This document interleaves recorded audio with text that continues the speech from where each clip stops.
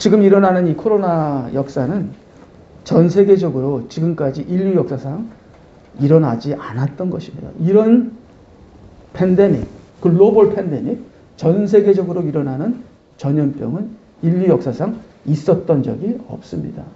그렇기 때문에 우리 크리스천들은 지금 어떤 일이 일어나며 하나님께서 이 역사 속에서 지금 일어나는 이 사건을 통해서 무엇을 하고 계신가 하는 것을 저희들이 깨닫고 저희들이 하나님의 인도하심과 우리가 무엇을 해야 하는지 우리가 어떻게 어느 방향으로 가야 하는지를 영적으로 알고 우리가 주님의 역사하심에 따라가는 저희들이 되길 바랍니다. 지금 일어나는 일들은 징조입니다. 징조. 하나님께서 역사를 마무리하시는 하나님의 심판 직전에 일어나는 징조입니다. 이것은 재난의 시작이라 이렇게 말씀하셨습니다.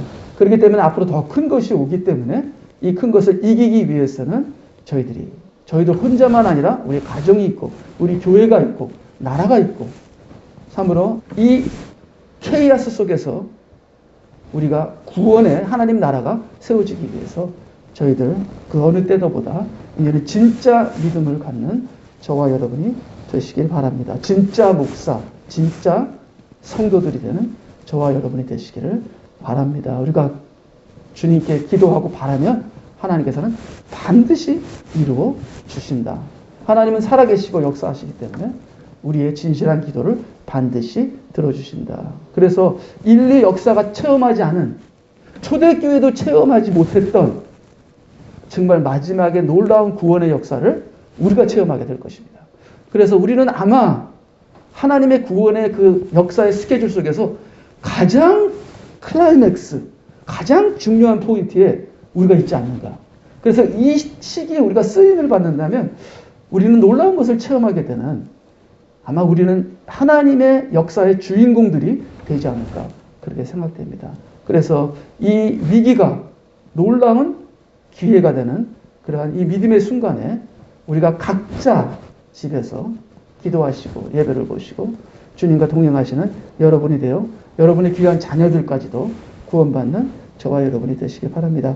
참으로 오늘은 참 마지막 2020년 마지막 예배고 참 2020년은 참으로 신기한 참으로 회개한 이상한 해였습니다. 아니 어떻게 이런 일이 일어날 수 있을까? 예, 이런 일이 일어났습니다. 시대는 변했습니다. 그리고 이제는 마지막 때를 향하여 달려가고 있죠. 깨달을지어다. 귀가 있는 사람은 들을지어다. 눈이 있는 사람은 볼지어다. 이제는 하나님께서 마무리하는 작업에 알곡과 쭉정이를 가르는 이 시기에 여러분 떨어져 나가는 사람이 되지 않기를 바랍니다. 이제는 진짜와 가짜가 이제 드러나면서 모든 것이 속에 있는 마음이 드러나는 이런 때입니다. 이때 여러분이 알곡이 되시기를 바랍니다. 쭉정이로 바람에 날려 없어지는 우리가 되지 않고 우리가 알곡이 되기 위해서 이제는 진짜 믿음을 잡는 저희들이 되기를 바랍니다. 오늘의 말씀의 제목은 이른 비와 늦은 비인데 이른 비는 왔습니다. 이제는 늦은 비가 와야 되는데 늦은 비가 오지 않습니다. 왜 늦은 비가 오지 않는가 하는 것을 오늘 나누고자 합니다. 그래서 우리 교회에도 우리 개인적으로도 늦은 비가 와서 늦은 비가 와야 추수 때 익어서 거둬들이게 되는 거거든요. 늦은 비가 안 오면 익지를 않아요. 그럼 추수 때 추수가 안 되는 것이죠. 우리가 익어서 추수가 돼야 되는데 추수가 되려면 늦은 비가 와야 되거든요. 이른 비는 왔는데 늦은 비가 안 오고 있습니다. 그래서 우리는 늦은 비가 오도록 기도를 해야 한다. 이른 비가 오도록 기도하라는 말은 없어요, 성경에. 근데 늦은 비를 구하라. 늦은 비가 오도록 기도를 하라. 왜 이른 비를 위해서 기도를 하라는 말은 없는데 왜 늦은 비를 위해서 기도를 하라는 말이 있는가 하는 것을 우리가 오늘 하나님 말씀을 통해서 보기를 원합니다. 이른 비와 늦은 비가 처음 성경에 들어있는 구절이 바로 신명기 11장이 되겠습니다. 여기서 성경에서 처음으로 이른 비와 늦은 비에 대해서 나누고 있습니다. 여기 신명기 11장 10절을 보니까요. 내가 이스라엘 백성이죠. 들어가서 차지하려고 하는 그 땅은 가나안 땅입니다. 내가 나왔던 이집트의 땅과는 같지 아니하니. 가나안 땅과 이집트 땅은 다르다는 겁니다. 자, 가나안 땅과 이집트 땅이 어떻게 다를까요? 이집트 땅이 훨씬 좋습니다. 가나안 땅보다 이집트 땅이 훨씬 좋습니다. 아니, 그러면 하나님께서는 모든 세상을 창조하시고 모든 것이 하나님 것인데 왜 하나님께서 그토록 사랑하시는 자기들의 자녀들에게 가장 좋은 땅을 주시지 아니하고 왜 협소하고 빈약한 가나안 땅을, 왜 이집트 땅을 안 주시고 왜 가나안 땅을 주시는가? 바로 이것이 하나님께서 자녀들을 길리시는 방법입니다. 여러분도 알고 있지만 롯이라는 사람은 소돔과 고모라 성을 딱 보니까 그 땅이 이집트 땅 같다 그랬습니다. 이집트 땅과 주님의 동산과 같다. 에덴 동산 같다는 겁니다. 이집트 땅이 얼마나 좋은지 에덴 동산 같아서 롯의 눈은 거기에 딱 꽂힙니다. 자, 이집트 땅같이 그런 아름다운 땅은 롯과 같은 사람이 가는 곳이요. 가나안 땅같이 빈약한 곳은 아브라함 같은 믿음으로 사는 사람들이 가는 땅입니다. 이 믿음으로 살기에 가장 적합한 땅이 가나안 땅이다. 그러나 인간이 보기에 가장 좋은 땅은 이집트 땅이요. 아시리아에서 이 강을 이렇게 두루한 땅들이 가장 좋은 땅들입니다. 모든 문명의 발달은 강으로부터 시작합니다. 이집트 땅에도 나일강이 있었고 아시리아의 많은 좋은 땅들은 강들이 지나갑니다. 그래서 모든 문명의 시작은 강들을 통한 도시에서 시작됩니다. 지금도 많은 도시들, 이 세계의 아주 대단한 도시들은 전부 다 강을 끼고 있습니다. 강이 있기 때문에 그들은 그 강을 통해서 농사를 지을 수 있고 문명이 발달했고 강을 통해서 그들은 바벨탑을 지을 수가 있었습니다.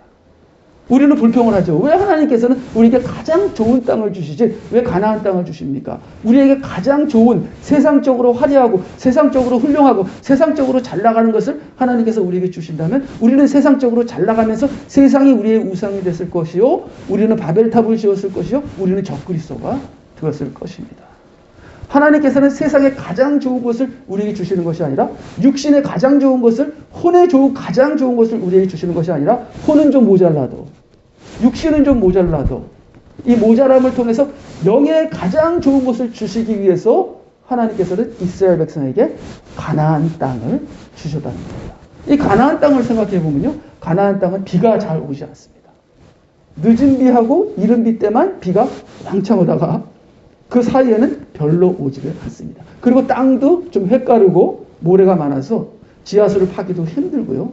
농사를 짓기는 참 여러 가지 조건으로 이집트에 비해서는 아주 모자른 곳입니다. 그런데 하나님께서는 왜 가나안 땅이라 이스라엘 백성을 데리고 왔는가? 가나안 땅은 하늘에서 비가 내려와야만 농사를 짓는 곳입니다. 이집트 땅은 이미 물이 이렇게 있기 때문에 강이 있기 때문에 그 강을 이렇게 빼돌려서 저수지를 만들어서 얼마든지 스스로 인간이 살 수 있는 곳입니다. 그러나 가나안 땅은 절대로 비가 없으면 생존하지 못하고 농사하지 못하는 그런 땅입니다. 그래서 하나님께서 이스라엘 백성을 가나안 땅으로 인도하신 것은 하나님만을 의지하고 하나님이 없으면 못 사는 백성이 되게 하기 위해서 하나님께서 이스라엘 백성을 가나안 땅으로 인도하신 것이죠. 여기 그 이집트 땅을 보게 되면 이스라엘 백성이 이집트 땅에서 거기서는 내가 내 씨를 뿌리고 채소밭에 물을 대듯 내 발로 물을 대었으나 그러니까 이집트 땅은 스스로 인간 스스로 바벨탑을 지을 수 있는 곳입니다. 그렇지만 하나님께서는 인간 스스로 하는 것을 못하게 하시고 가나안 땅이라는 비가 와야만 농사가 되는 가나안 땅이라는 곳에 우리를 인도하셔서 이스라엘 백성으로 하나님만을 의지하도록 하나님만을 의지하는 것을 가르쳐 주셨습니다. 우리는 하나님을 섬겨야 되고 동시에 하나님만을 섬겨야 합니다. 자, 우리가 하나님을 섬겼죠? 근데 하나님만을 섬기는 데는 실패했어요. 우리가 이른 비가 내려와서 하나님을 섬겼습니다.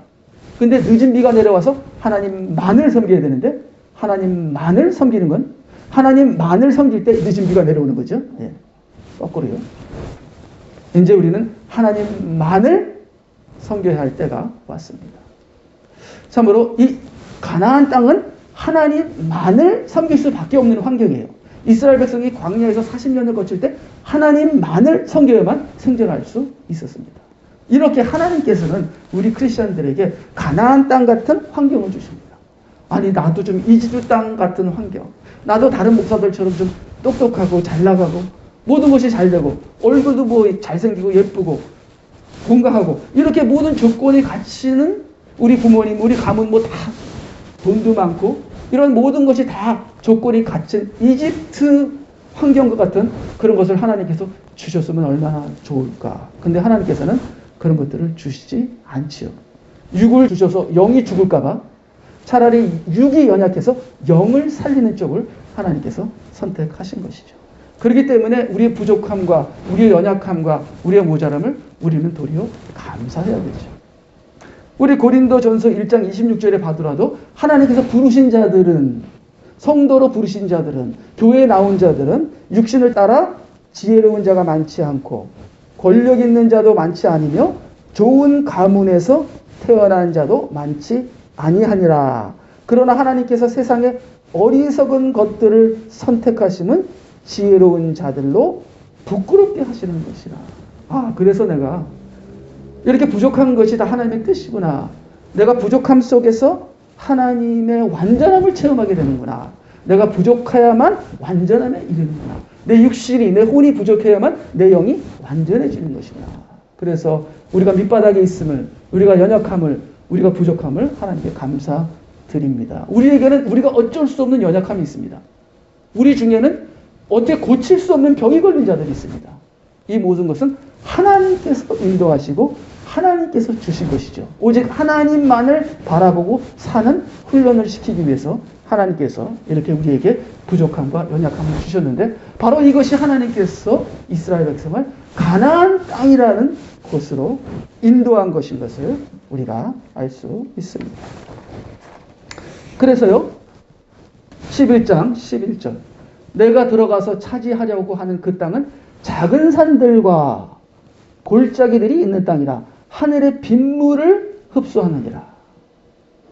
자, 이집트 땅보다는 못해요. 근데 적당하게 비가 때에 따라서 오면은 이집트 땅보다 낫다는 거예요.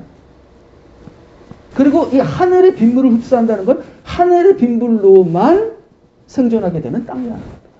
이러한 특별한 땅에 우리를 보내시고 우리의 환경을 만들어주신 하나님께 감사드립니다.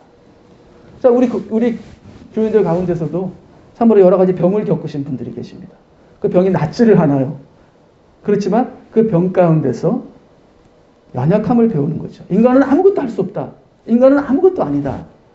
나는 아무것도 아니다. 하면 교만이 다 내려가고 우리의 거짓이 다 없어지고 하나님 앞에서 빨개 벗고 하나님 앞에서 주님밖에 없습니다 하는 이 믿음이 이 진실한 이 깨끗한 믿음이 순수한 믿음이 자랄 수밖에 없는 이런 연약한 환경을 우리에게 주신 이러한 여러 가지 질병을 우리에게 주신 것도 우리가 감사해야 되는 것이죠. 저기 작은 산들과 골짜기를 이렇게 나왔는데 저는 이걸 영적으로 우리가 생각하게 되면 작은 산들은 우리에게 있는 여러 가지 어려움이다. 문제들이다. 우리를 누르고 우리를 괴롭히는 거인들이다. 원수들이다. 어떤 분은 작은 산이 아니라 큰 산이 있습니다. 고치지 못하는 병도 있고요. 자, 우리 앞에 있는 이 작은 문제들, 큰 문제들, 작은 산들이죠. 이것 때문에 골짜기가 생깁니다. 깊은 골짜기가 생겨서 우리가 그 밑으로 떨어집니다. 그 밑에서 우리는 허우적됩니다. 그래서 이 가나안 땅과 같이 우리의 인생이 참으로 이렇게 평지가 아니라 우리 인생이 평지면 얼마나 좋겠어요. 정말 에덴 동산 같이. 그다음 그 평지 속으로 강이 흘러갑니다. 그 얼마나 좋겠어요. 근데 그게 아니라 작은 산들과 골짜기입니다. 높고 낮고 이거는 막 우여곡절이 많고 떨어지고 고통스럽고 연단이 있고 고통이 있고 문제가 생기고 우리 앞을 갈아먹는 큰 산들과 작은 산들. 근데 그러한 지형이 그러한 환경이 하늘의 빗물을 흡수한다는 거예요. 우리에게 문제가 있어야 되고 그 문제 때문에 우리는 내동동이 쳐야 되고 요나와 같이 그 깊은 바닷물 속에서 고래와 같은 큰 문제들 속에서 요나가 그 환경 속에서 하나님을 깨닫게 되고 은혜를 체험하게 되고 정말 믿음이란 것이 무엇인지를 그때 흡수하게 되는 것이죠. 바로 이러한 환경이 하늘의 빗물을 성령의 임재를 하나님의 은혜를 성령을 흡수하는 최적의 최고의 환경이다. 그래서 참 하나님께서 이스라엘 백성을 이런 곳으로 인도하신 것처럼 우리가 가지고 있는 우리에게서 일어나는 여러 가지 문제들을 도리어 이 문제는 아무것도 아니다. 내가 하나님만 있으면 된다는 것을 깨닫기 그 순간까지 우리의 문제는 없어지지 않는 것입니다. 그러나 우리가 하나님을 붙잡는다면 도리어 그 문제들을 우리가 넘어서게 된다면 우리는 이집트보다 더 좋은 땅이 되는 것이 바로 가나안 땅의 환경이다 하는 것을 우리가 알 수 있습니다. 자, 그러면요 13절 보게 되면 12절 그 땅은 주 너희 하나님께서 아끼시는 땅이다. 그래서 세상 사람들을 하나님께서는 아끼시지 않아요. 그래서 이렇게 가나안 땅의 환경을 가진 우리들 참으로 여러 가지 문제 때문에 고민하고 참으로 허우적대는 그 속에서 하나님을 의지하려고 하는 우리들을 하나님께서는 아끼십니다. 그 가나안 땅을 아끼신다는 건 가나안 땅의 백성들, 이스라엘 백성을 아끼신다는 겁니다. 즉 우리들을 하나님께서는 아끼시는 것입니다. 주 너의 하나님의 눈이 연초부터 연말까지 항상 그 위에 있느니라. 하나님이 물을 주시고 하나님께서 복을 주셔야만 자라고 생존하고 살 수 있으니까 하나님도 정말 alert. 하나님도 365일 매 순간 매 초마다 이스라엘 백성들을 어떻게 축복할까 항상 대기하고 준비하시며 그 눈이 항상 이스라엘 백성에 있다는 것입니다. 그래서 여러분은 혼자가 아닙니다. 여러분들은 잃어버린 고아들이 아닙니다. 항상 주님이 함께 하십니다. 그 여러분이 겪고 있는 이 고난은 하나님께서 일부러 여러분들을 위해서 거치게 하는 환경입니다. 이 환경 속에서 하나님을 붙잡으시면 우리는 그 어느 곳에서 체험 못하는 축복을 체험하게 되는 것이죠. 자, 13절. 내가 오늘 너희에게 명하는 나의 계명들을 너희가 열심히 청종하고 주 너희 하나님을 사랑하며 너희 마음을 다하고 너희 혼을 다하여 그를 섬기면 조건이 들어있어요. 조건. 자, 이 가나안 땅에 와서 하나님께서 이제 비를 내려주시는데 비를 내려주시는 조건이 있다는 것입니다. 그래서 섬기면 하게 되면 그 영어로 if가 되죠. 만일. 자, 그럼 내가 오늘 너희에게 명하신 나의 계명들을 만일 너희가 열심히 청종하고 주 너희 하나님을 만일 너희가 주 너희 하나님을 사랑하고 만일 너희가 너희 마음을 다하고 너희 혼을 다해 그를 섬기면 하고 만일이라는 조건이 들어갑니다. 하나님 꼭 이렇게 조건을 주셔야 되는 겁니까? 꼭 조건이 있어야 축복을 하십니까? 왜 하나님 꼭 조건이 있어야 비를 내리십니까? 얘기를 하는데 이 조건은 율법의 조건이 아니에요.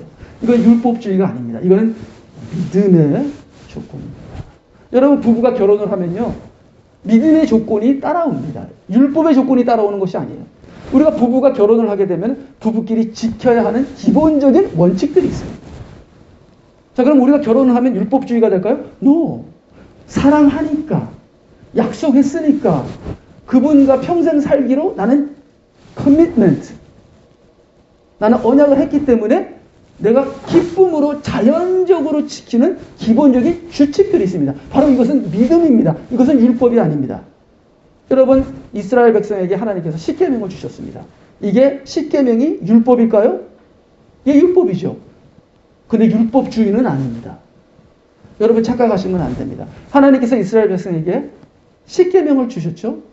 어린 아이들이니까 십계명을 주신 겁니다. 저는 우리 아내에게 이거 해 그러지 않습니다.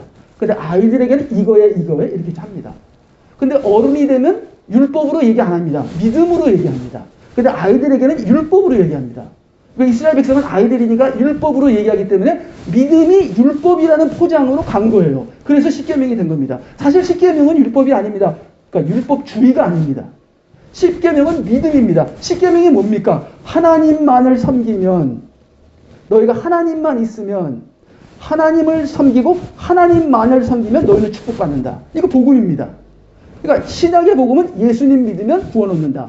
구약의 복음은 하나님을 섬기고 하나님만을 섬기면 구원 얻는다.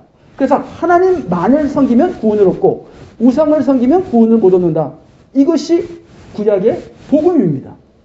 구약은 하나님을 믿으면 구원 얻는다. 신약은 예수님을 믿으면 구원 얻는다. 이게 똑같은 거거든요. 그렇기 때문에 구약도 복음이고 신약도 복음이고 율법도 복음인데 이게 어린아이한테는 이 율법이라는 규칙이라는 포장으로 복음이 나가고 또 나이가 성숙된 사람은 특별히 신약에서는 이것이 예수 그리스도의 복음으로 나갑니다. 그렇기 때문에 예수님도 나를 사랑하는 자는 나의 계명을 지키느니라. 이것이 뭡니까? 율법주의가 아닙니다. 이것은 복음입니다. 남녀가 결혼을 해서 남편과 아내가 됐으면 율법을 지키는 것이 아니라 율법주의가 아니라 부부가 지켜야 될 원칙을 지키는 것이죠. 근데 이 원칙을 지키지 않으면 저절로 계약이 파괴가 되는 겁니다. 자, 믿음으로 살아야만 하나님이 축복해 주시지 믿음으로 살지 않는데 축복을 해주면 문제가 생깁니다. 아담과 하와가 선악과를 따먹어서 이제는 죄인이 됐잖아요. 근데 그 죄인이 생명나무를 따먹게 되면 심각한 문제가 생깁니다. 죄인으로 영원히 살게 되면서 마귀와 같이 되고 귀신과 같이 되고 적그리스도가 돼서 영원히 하나님을 대적하게 됩니다. 그렇기 때문에 생명나무를 못 먹게 딱 막은 거잖아요. 마찬가지로 이스라엘 백성이 가나안 땅에서 하나님을 어기고 우상 숭배하는데도 하나님께서 계속 비를 열어주신다. 이거는 안 돼요.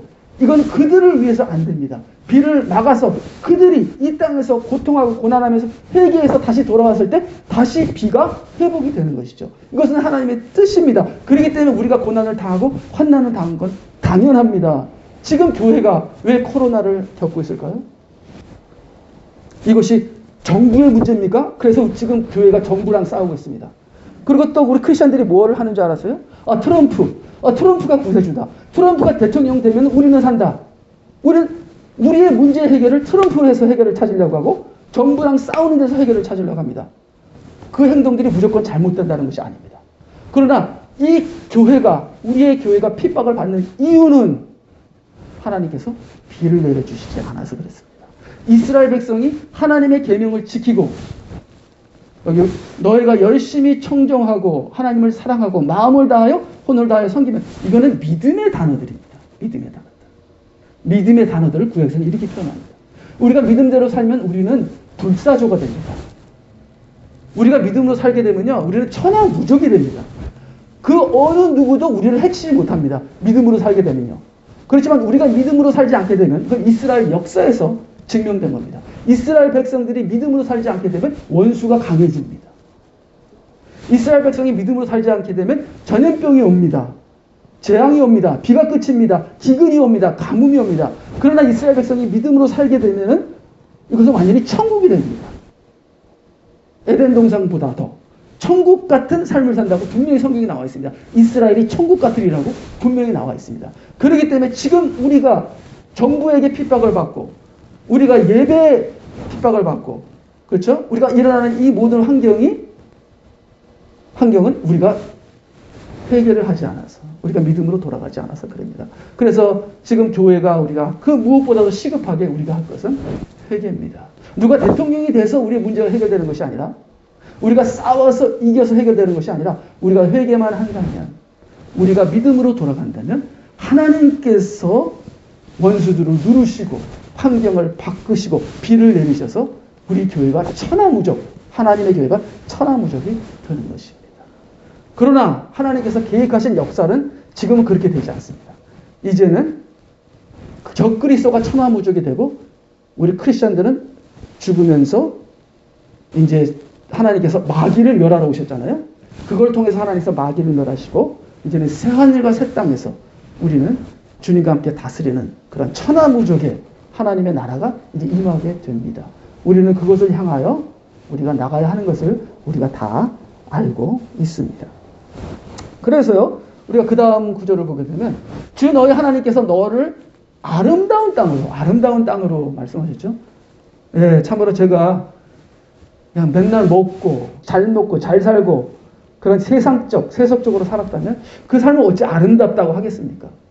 그러나 지금 우리가 사는 이러한 연단과 고난의 삶이 그게 아름다운 삶이죠.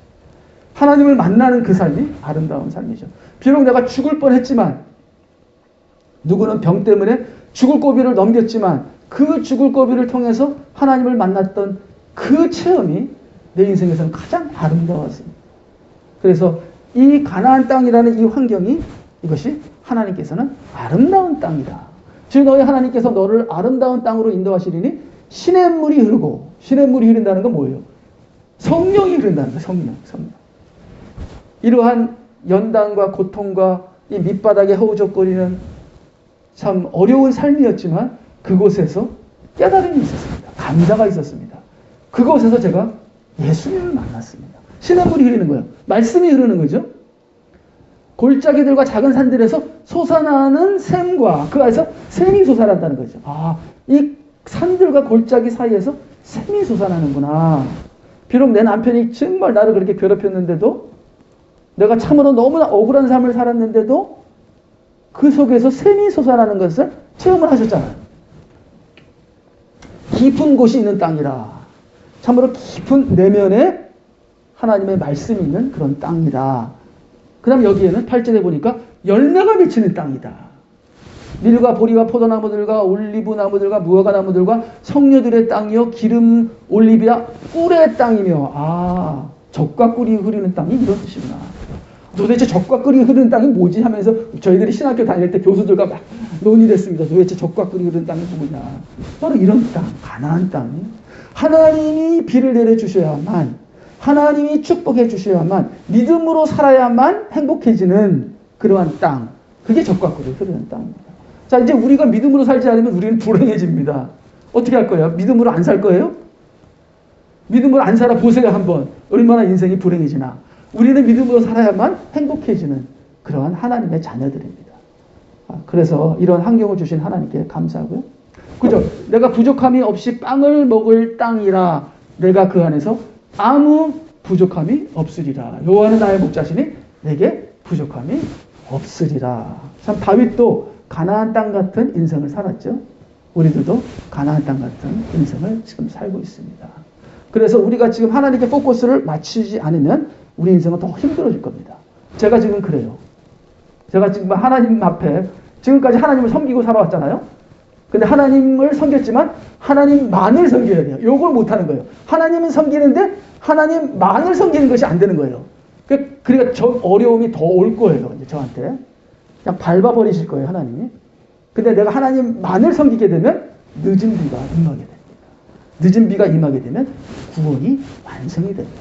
믿음이 완성이 됩니다. 그래서 우리에게는 이른 비가 임했습니다. 이제는 늦은 비가 임하기 위하여 늦은 비가 임하게 되면 이렇게 아름다운 땅이 되는 것이죠.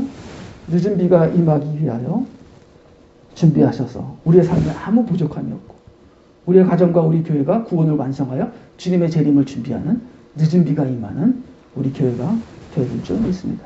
그래서 그 다음을 보게 되면요.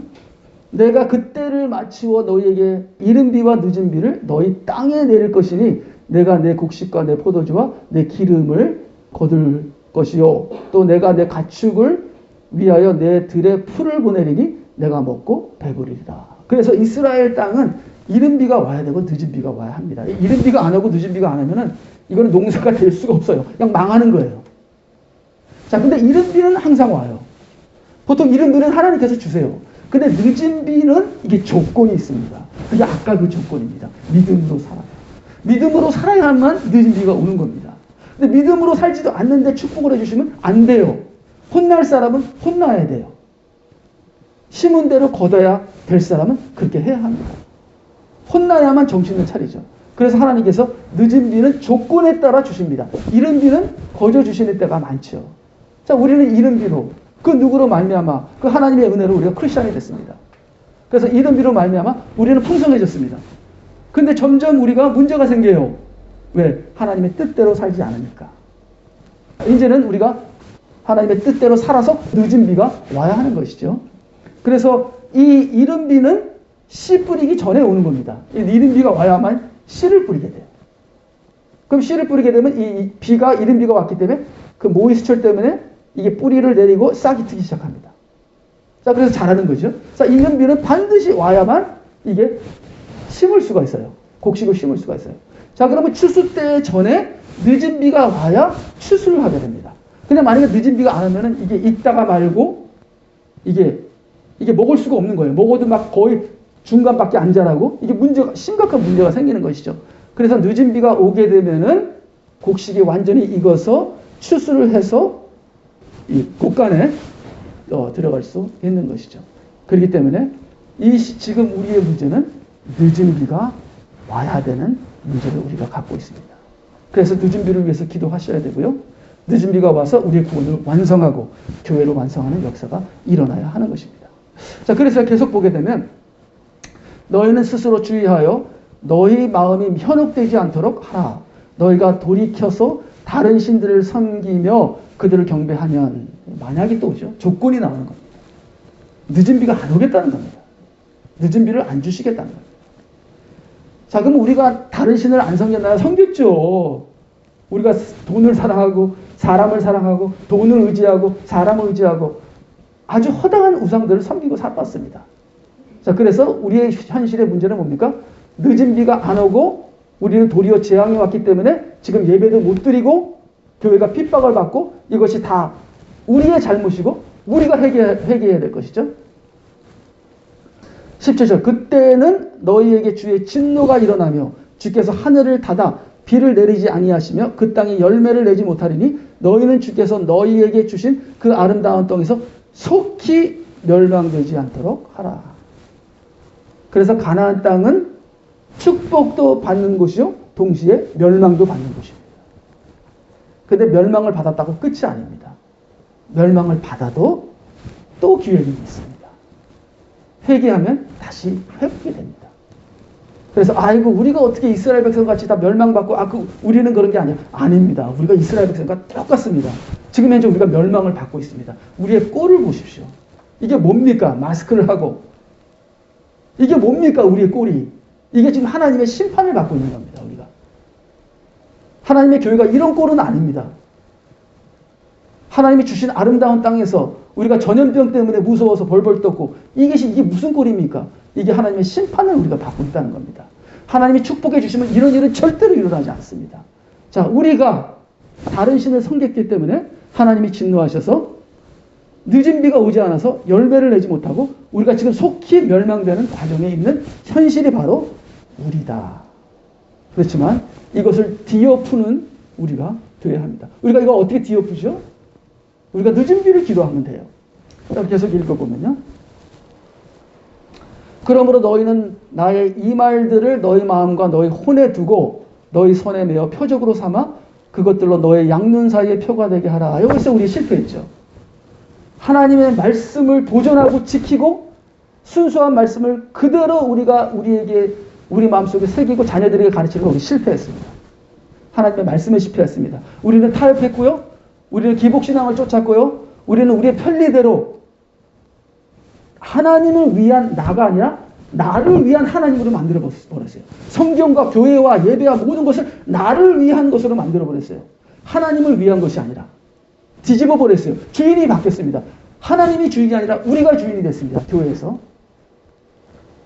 11장 19절 너희는 그것들을 너희 자녀들에게 가르치며 내가 내 집에 앉아있을 때나 내가 길을 갈 때나 내가 누워있을 때나 일어날 때나 말할 것이며 우리가 하나님의 말씀을 지킨 지도자로서 가정의 어른으로서 우리가 실패했죠. 우상 숭배를 하는 바람에 정신이 나가서 바빠갖고서 다 잊어버려서 지금 우리가 이 상태에 이르게 됐습니다.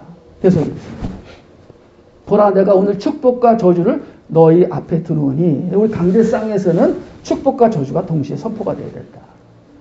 근데 사람의 입 맞추고 사람을 기쁘게 하기 위해서 저주가 선포 안 되고 축복만 선포되다니까 이게 우리가 심각한 말씀의 순수성을 잃어버렸죠. 진실성을 잃어버렸습니다.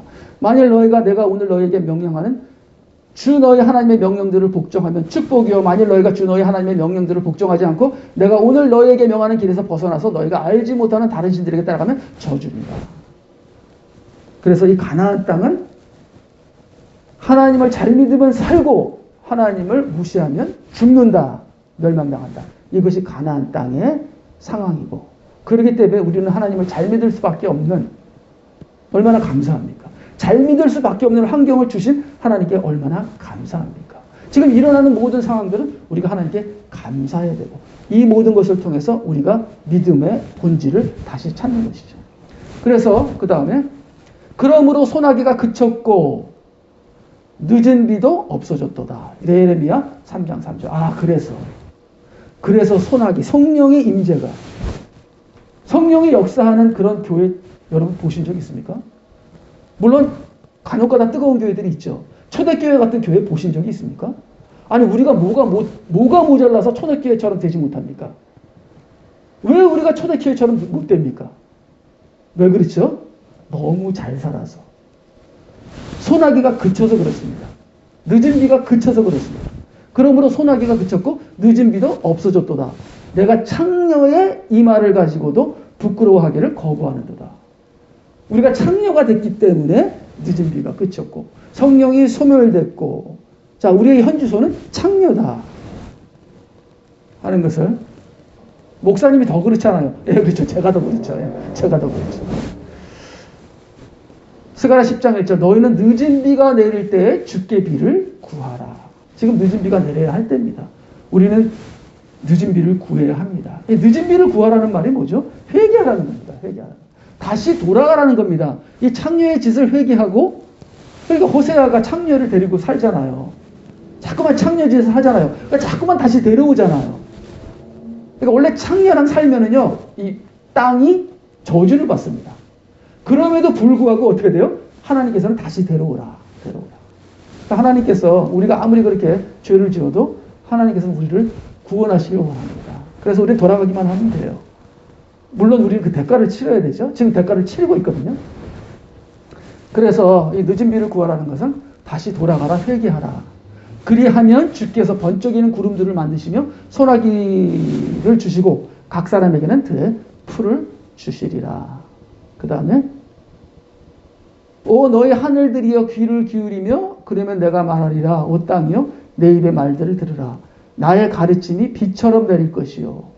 자 우리가 늦은 비를 구하게 되면 하나님의 가르침이 임합니다. 그렇죠? 또 하나님의 성령이 임하죠. 말씀과 성령이 임하게 됩니다. 그래서 지금 우리에게 말씀과 성령이 임하게 되면요. 우리가 늦은 비를 맞게 되는데 늦은 비를 받게 되면 앞으로 일어날 대환란의 늦은 비를 준비하는 자가 돼요. 자, 이 늦은 비의 클라이맥스는 대환란입니다. 대환란 때 늦은 비가 내리는데 이때 유대인들이 회개하게 되고 크리스천들이 회개하게 됩니다. 이 대환란이라는 환경이 그렇게 만들 거예요. 그러니까 우리는 이미 미리 대환란을 겪어야 돼요. 개인적인 대환란을 겪으면서 늦은 비를 구하고 늦은 비를 맞게 되면 마지막 클라이맥스 대환란, 인류 역사의 가장 큰 클라이맥스 대환란 때 7배나 더하는 대환란 때 그때 늦은 비가 임하는데 그 늦은 비 때 많은 사람들이 회개하고 하나님께 돌아오게 되는데 그 마지막 때의 늦은 비에 우리가 쓰임을 받게 된다. 그래서 늦은 비가 임할 때는 하나님의 가르침이 임하고 하나님의 성령이 임한다. 이렇게 성경은 말씀하고 계십니다. 나의 가르침이 비처럼 내릴 것이요 내 말은 이슬처럼 맺힐 것이며 연한 풀잎 위에 이슬비 같고 풀밭에 소나기 같으리라. 예, 그래서 우리가 늦은 비를 기도하고 우리가 지금 하나님께 받아야 될 은혜가 있거든요. 이 은혜가 임하기를 기도하는 저희들이 바랍니다. 이게 늦은 비입니다. 이게 추수를 위한 하나님의 마지막 성령의 비거든요. 이것을 우리가 맞게 되면 추수를 준비하는 추수 전에 추수가 이루어지도록 하는 그 은혜를 받아야 되거든요. 이게 늦은 비거든요.